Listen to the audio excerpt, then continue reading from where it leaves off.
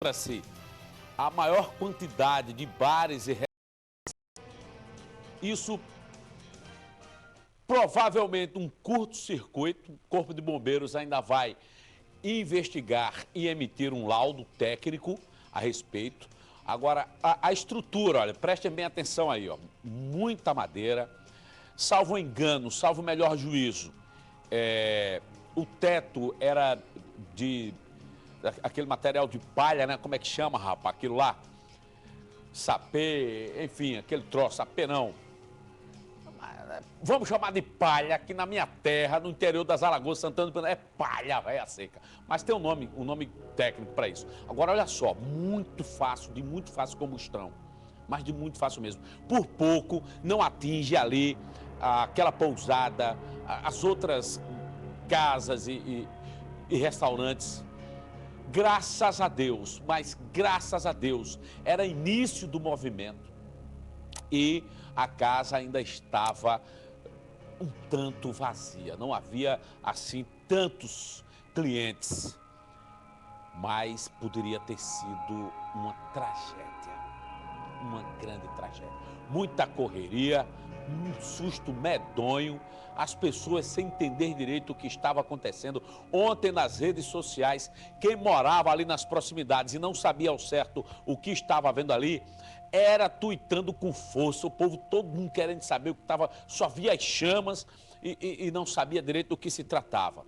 Um incêndio realmente de grandes proporções, mas de grandes proporções mesmo. E repito, graças a Deus, ninguém morreu, ninguém se feriu gravemente. Conforme o próprio Tiago falou, apenas uma mulher que morava numa casa atrás, foi pular pela janela, acabou ali torcendo o tornozelo, mas pela obra e a graça divina. E detalhem, já há informação de que o bar não tinha o habite-se. Já tem essa informação. Não tinha habite-se. Esse bar, esse restaurante aí, não tinha habite-se para funcionamento. Então, mais um... Sorte que não houve mortos ou feridos graves, mas poderia ter tido. E aí a pergunta vai: como uma casa dessa funciona sem habite-se?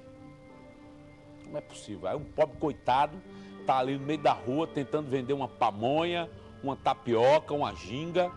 Aí vem uns homens, fazem um rapa, levam tudo. E um cara numa casa dessa funcionando desse jeito, até acontecer esse incêndio. E você vai ver agora imagens de um assalto a uma padaria em São Gonçalo do Amarante, que ajudaram a polícia a prender 2 homens na zona norte de Natal. Detalhes com ela, Roberta Trindade. Eu conto essa história. Galega, fale dessa prisão. As imagens mostram Pedro Antero Ribeiro Neto, de 26 anos, e um comparsa, entrando pela garagem de uma padaria no Amarante.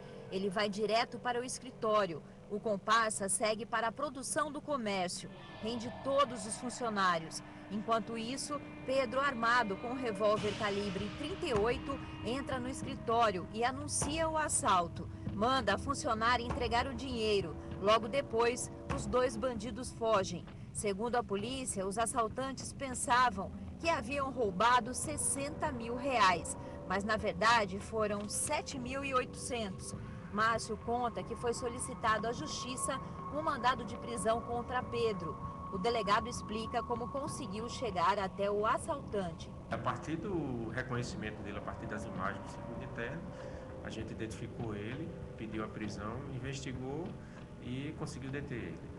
Agora, os outros, tinham pelo menos mais um envolvido. Existe um comparsa, né, que participou desse crime, que pela imagem não é muito nítida, e então a gente não conseguiu identificar. A gente espera com a prisão dele identificar esse segundo suspeito e prender ele e esclarecer esse crime. Pedro, que tem 5 filhos, disse que antes de cometer assaltos era supervisor de empresas. O assalto ocorreu no dia 2 de dezembro passado e demorou aproximadamente 2 minutos. Segundo o preso, ele ficou somente com R$2 mil do assalto. Foi. Nem valeu a pena, né, Pedro? O crime, na verdade, não compensa, né? Compensa não. Há um ano, Pedro foi preso por saidinha de banco. Também possui processo na justiça por roubo e por crime de trânsito. E aí, Pedro, vai se ajeitar quando? Quando eu sair agora, é o jeito. Mas todo mundo fala isso, né, Pedro? É, mas ontem foi muita pancada. É. Bom, você ainda é muito novo, né? Ainda tem jeito. Dá jeito, dá jeito. Tá? Botar a mãe pra trabalhar agora. Aí você veja só como são as coisas. Como diz o matuto da minha terra, você veja só como elas são. O cara era um profissional, era gerente de não sei o que lá das quantas, mas velhinho decidiu que aquela não era a vida, Bragão, que ele queria. O que ele queria, na verdade, era o mundo do crime. Ah, peraí. Aí se envolveu com a bandidagem, se envolveu com o que não deveria ter se envolvido e acabou ali, atrás das grades. Aí, não, agora eu vou me ajeitar, depois sair daqui. Filho, ou você se ajeita, ou se o conselho desse cancão é piador aqui. Ou um dia, de uma arma igual a essa aí, que você está usando, vai sair uma azeitona tão quente nesse mundo e acertar-lhe o pé dos ouvidos e você vai cair estatalado no chão. Se ajeite enquanto ainda há tempo, viu, meu filho? Se ajeite, porque senão o caminho da cadeia você já viu, já conhece, 2 vezes. Pode não vir a conhecer mais na frente. E aí já seguir direto para o outro, que resulta em quem se mete com a bandidagem, com a criminalidade. Cuidado, se conselho valeu alguma coisa, Fabiano do churrasquinho, ele que siga, né não? Se achar que não vale nada, meu amigo Roberto Carvalho, aí vai cantar em outra freguesia. O tom vai ser outro.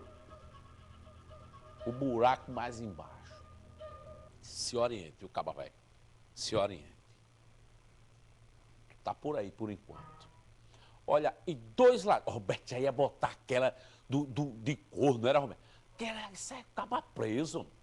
Ia botar aquela. Olha, o que é que tem a ver essa Glauber 20 com a história do cara? Pelo amor de Deus. Por falar nisso, dá mais da galega aí. Cadê a galega? Antes de eu falar dos outros 2 malas, rapaz, essa galega tá impossível. Impossível. Roberta Trindade, a galega do alerta, a mulher que desperta o coração dos jovens mancebos deste estado. Ela quase disse sim, eu já estou sabendo. Galega, abre lá, Roberto, abre lá, Roberto. A galega tá quase dizendo sim ao pedido de casamento feito outro dia, rapaz, lá à frente assim, ó, aos olhos do cancão. Eu vi.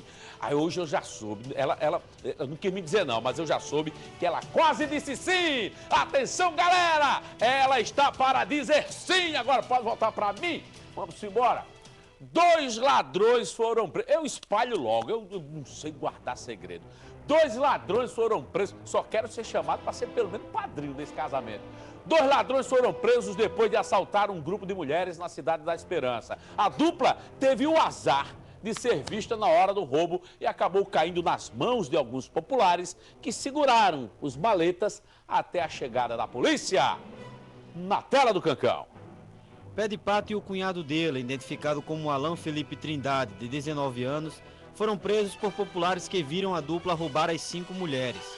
O adolescente foi detido ainda perto do local do crime. Já o cunhado dele só foi localizado minutos depois, próximo à sede da Petrobras, no bairro de Nova Cidade. Os 2 pela assalto?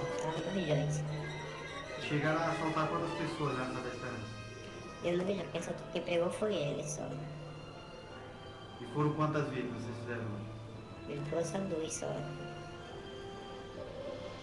E aí como é que vocês faziam? Ele é quem abordava, você recolheu o material? Não, ele que fez a vítima e pegou a peça e foi-se embora. Eu tava bem adiante dele. A pessoa enrolou na rua, ele viu, ele foi enrolando já pelas pessoas, já foi enquadrando já, pra pegar o celular. Quando ele ganhou o pinote, eu também pinote. Tu conhecias ele de onde? Ele é meu cunhado. Você já fizeram outro assalto assim junto também? Não, primeira vez. Já foi apreendido alguma vez? Nunca. Primeira vez também. Primeira vez também. E como é que foi a prisão de vocês lá em Cidade da Esperança? A própria população que pegou vocês, foi isso? Não, foi um policial militar pegou a gente. Aí tava de folga. E onde é que vocês estavam quando ele pegou vocês? Como é que foi isso aí? Já perto do Seduc, de lá da Esperança. Bem tranquilo, ele pegou eu, aí o outro já pegou em Cidade Nova. E aí, o que é que tu tem a falar disso aí em tua defesa? Não tem nada não. Tava nós dois no assalto, não vou culpar ninguém não. No momento do assalto, Alan simulou que estava armado com um revólver, colocando o dedo embaixo da camisa e esbravejou com as mulheres. Mas depois que foi colocado na cela, ele preferiu ser econômico nas palavras e pouco falou sobre a acusação. Eu assaltei não, senhor, foi só isso aí mesmo, senhor. E como é que era a participação? O Pé de Pato disse que você é quem enquadrava as pessoas, quem tomava tudo e que ele foi preso porque estava com você. Qual é a sua participação e qual é a participação dele? A minha participação, senhor, foi porque eu tava com o celular na mão e pronto, só isso mesmo, senhor. E quem foi que enquadrou a vítima na hora do assalto? Isso aí eu não sei quem foi, não sei dizer quem foi não, senhor. Mas tu não participou do assalto? Eu tava com ele na hora lá, senhor. O Pé de Pato conversou com a gente agora e ele falou que no momento do assalto você era quem enquadrava a vítima, você inclusive foi quem pegou o celular da vítima e ele acabou sendo preso meio que de laranja na situação. Foi isso que aconteceu ou foi o inverso? Ele é quem enquadrou a vítima? Ninguém tava laranja não, senhor. Você roubou porque tá precisando de dinheiro para comer. Meu filho, né, senhor? Eu não tô comer. E esse celular que você roubou, por quanto é que você venderia para comprar de comer? Não era pra alegar não. Os dois detidos foram reconhecidos aqui na Delegacia de Plantão Zona Sul pelas vítimas. De acordo com o depoimento delas, o Alan foi quem abordou o grupo de mulheres, enquanto que Pé de Pato ficou mais afastado na esquina, apenas observando o movimento. Com o jovem foram recuperados os dois celulares que haviam sido tomados. Os dois ladrões vão aguardar decisão da justiça atrás das grades. No famoso Gradenal, rapaz, o Zóio de Gato está com... Ele tá malhando, é? O Zóio de Gato está forte, né? Chega a estar bombado aqui na barriga, parece... Isso é lá em Pirangi, que ele tá veraneando lá e... Está forte! É isso, os bolinhos de magné, os bolinhos de moça aqui de magné. O bicho, pense com aquela pipoca. Olha, eita, Tiago, Zóio de Gato. Um corpinho de modelo da Brasil. Comerciante é preso ao tentar sacar de forma fraudulenta a quantia de R$73 mil de uma agência da Caixa Econômica Federal. E ela, a mulher do Sim, Roberta Trindade, tem mais informações. Galega, é com você. Um comerciante de 42 anos foi preso em flagrante por policiais federais depois de tentar retirar de uma conta com documentos falsos R$73 mil de uma agência bancária da Caixa Econômica Federal que fica localizado dentro de um shopping na BR-101. Segundo informações da polícia, o acusado contou que achou uma carteira com documentos. Aproveitou os documentos e foi até a agência para tentar retirar um dinheiro que sequer pertencia a ele. Esta é a terceira prisão em apenas uma semana que policiais federais fazem. Quem dá mais detalhes sobre essa ocorrência que aconteceu ontem à tarde aqui na capital é o delegado da Delegacia Especializada em Combate ao Crime Organizado, Rubens França. O pessoal da Caixa Econômica identificou uma situação suspeita, nos chamou para fazer a abordagem do indivíduo, e quando o indivíduo chegou, nós questionamos o indivíduo a respeito da documentação que ele estava utilizando e imediatamente ele já confessou, também como nos outros casos, que estava fazendo uso de um documento falso para firmar aquele contrato. Agora, o documento falso, ele disse que achou uma carteira que tinha documentos, foi isso? Isso, ele disse para o delegado responsável pelo flagrante que ele achou uma carteira com todos os documentos, carteira de identidade, holerite, cartão de crédito, todos os documentos do indivíduo, e com esses documentos ele conseguiu então apresentar esses documentos junto à Caixa. Ele teria trocado a foto dele, colocado a foto dele na carteira de identidade, e com isso ele teria conseguido apresentar os documentos para a Caixa. Certo. Bom, ele vai ficar detido, né, por aqueles crimes quais? O estelionato Na forma tentada, falsificação do documento e uso de documento falso. Ou seja, esse está quase lascado da vida. 3 enquadradazinhas ali. 3 tipificações de crime. Olha, o professor Wanderson Lisse, de 38 anos, foi vítima de um disparo de arma de fogo quando estava parado em um semáforo no cruzamento da Avenida Interventor Mário Câmara com a Avenida Lima e Silva, no bairro de Nazaré, zona oeste da capital. A vítima estava em uma motocicleta e ainda não se sabe o motivo do atentado. Testemunhas que presenciaram o caso relataram que o professor teria sido vítima de uma tentativa de assalto. No entanto, os policiais também ouviram no local que o criminoso estava escondido e esperou Wanderson parar a moto para atirar.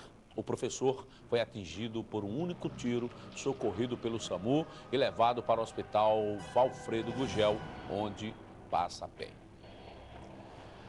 Um homem executado na manhã de ontem em um condomínio em Ponta Negra. Presta bem atenção nessa história, hein? Presta bem atenção. E que a esposa disse se tratar de um corretor de veículos, não passava, na verdade, de um traficante de marca maior. Romeu César da Silva Melo. Pode jogar as imagens do Romeu aí. Romeu César, esse que está aí caído ao solo, banhado em sangue, que a gente desfocou para não agredir tanto, não é, Geraldo, as pessoas que nos assistem nesse momento. Romeu César da Silva Melo, que a esposa também só deu o nome de César da Silva Melo, foi assassinado diante dela, a esposa, do filho e de uma babá. O detalhe é que ele já havia sido preso, isso em 2010, lá em São Gonçalo do Amarante, por tráfico de drogas. Ele, inclusive, na época da prisão, uma caminhonete com droga, 30 quilos de pasta base dentro do tanque da caminhonete que vinha lá do Mato Grosso, placa do Mato Grosso, essa caminhonete. É suspeito de fazer parte de uma quadrilha internacional de tráfico de drogas. Era considerado um dos grandes traficantes da região oeste do estado, hein? Uma atuação por ali em Mossoró, olha. Tá vendo aí o tanque do veículo? Aí dentro não é combustível, não. Aí dentro é droga pura, Ana Patrícia. Droga pura. Ele chegou a ser preso e foi solto um ano depois, porque houve atraso nos prazos. E o cara foi solto. Romeu da Silva Melo foi solto por não cumprimento dos prazos. E o que acontece? Depois passou a situação de foragido. Diz ele que foi morar na rua. Esse é o condomínio onde ele estava morando. No dia 14 deste mês, agora, dias atrás, a justiça novamente decretou a prisão preventiva do Romeu. Ele estava sendo procurado pela polícia, porém, assassinos o localizaram na dianteira da polícia, que foi aí, na garagem deste condomínio, lá em Ponta Negra, que ele foi executado. O corpo, presta atenção, hein? O corpo continua no ITEP. Você quer saber por quê? Quer, eu digo. Porque quando foram retirar, apresentaram um documento com outro... Peraí. Documento falso. Ontem eu disse aqui, peraí. Como é que o cara é corretor de veículos e tá com uma pistola no meio dos quartos, como diz o Matuta, na Patrícia da minha terra, lá na Santana do Ipanema, sertão das Alagoas. Tá com a pistola. Aí a esposa dá o nome falso do cara, não dá o nome completo. Quer dizer, não tem um nome completo. Vão tentar tirar o corpo. Acompanha, velho, acompanha, velho. Vão tentar tirar o corpo do ITEP e tá lá um documento com nome falso. Pera aí, meu amigo. Aí tem caroço nesse angu, hein? Tem caroço e muito nesse angu. Ontem eu fiquei desconfiado, meu irmão. Pera aí, esse negócio tá errado. Essa história tá mal contada. Porque eu sou besta, burro e doido, só não sou os três ao mesmo tempo. Só não sou os três ao mesmo tempo. A polícia tá chegando. A polícia tá no... E detalhe, ele foi preso pela Polícia Federal. A prisão dele foi pela Polícia Federal. E agora é rolo por cima de rolo. Nome falsificado para tentar tirar o corpo, liberar o corpo do ITEP. E essa história ainda vai engrossar, esse caldo ainda vai engrossar e muito. E muito. E agora preste bem atenção. Porque tem outra história que também está meio mal contada. Nós tentamos, inclusive, falar com o delegado lá do caso. Essa é a história que eu vou contar. Pode deixar a foto dele aí, do bombadão aí. Olha, nós tentamos conversar com o delegado lá, para dar as informações. Com a delegada, na verdade. Ela não quis, porque entrou no caso agora. A delegada responsável pela apuração entrou no caso agora e não quis dar entrevista. O delegado de São Gonçalo, onde foi feita a prisão, também não quis se manifestar, porque na época da prisão, 2010, ele ainda não era lá de São Gonçalo. Porém, a juíza que decretou a prisão vai conversar com a gente. E aí amanhã a gente traz mais detalhes. Vocês estão vendo esse jovem aqui? Foi morto lá na praia de Pipa no último domingo. Ele já tinha sofrido uma tentativa de homicídio lá na Paraíba, de onde ele é oriundo. Ele é paraibano, era fisiculturista. Gosto que Tiago está fazendo. Matheus Canielo era filho do secretário de Planejamento da Prefeitura de Campina Grande, Márcio Canielo. E foi morto na madrugada do domingo, lá na Praia da Pipa. Matheus tinha 21 anos de idade e teria sido abordado na rua por um homem que desceu de um Celta cor preta, fez 4 disparos contra o jovem. A polícia investiga se o assassinato tem relação com o tráfico de drogas, já que Matheus respondia a um processo por tráfico em Cabedelo, município da região metropolitana de João Pessoa, e pertenceria a uma organização criminosa conhecida por Al-Qaeda, rival da facção Estados Unidos, lá na Paraíba. Em 2012, o jovem foi vítima de um atentado lá na capital paraibana. Matheus Canielo estava em uma casa onde foi morto Aloysio Henrique Cordeiro Lucena, um jovem de classe média alta, acusado de ser um dos chefes da Al-Qaeda. Matheus foi baleado e escapou para morrer agora nas ruas estreitas da nossa bela praia da Pipa. O velório aconteceu, inclusive, na manhã de hoje, lá na cidade, de onde ele era oriundo, Campina Grande, né, lá na Paraíba.